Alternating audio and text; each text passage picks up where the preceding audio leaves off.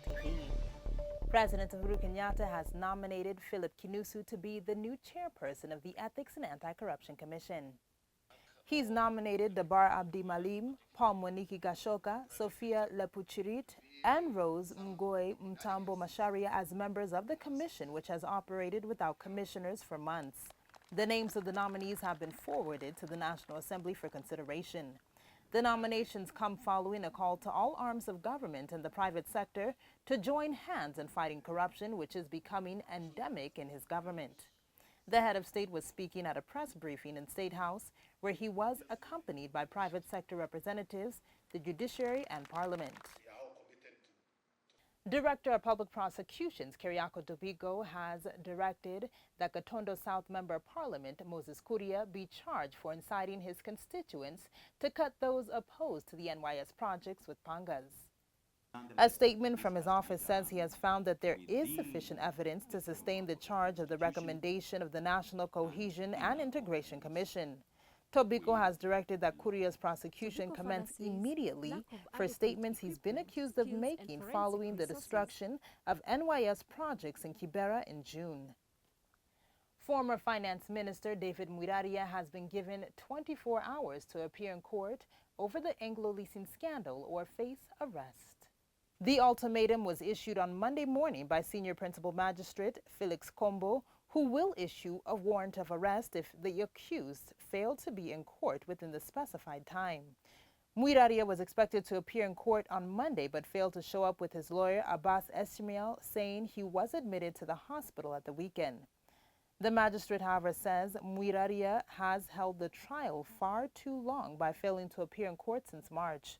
Mwaria is charged alongside Kisii Senator Chris Obure and the Kamanis, but failed to take his plea together with them in March due to poor health. And now, taking a look at the world of business, Deputy President William Ruto has appealed to businesses, corporates, and investors to play their part in the fight against corruption by discouraging the vice. The Deputy President urged business persons to shun corruption and instead report public officials seeking to be bribed. The Deputy President warned public servants against wastage, mismanagement, and corruption, saying they will be held accountable for their actions. The Deputy President made the remarks at the second edition of the Kenya International Investment Conference held at the Kenyatta International Convention Center. To fight against wastage, mismanagement, and corruption is one that requires strong partnership and collaboration between state and non-state actors.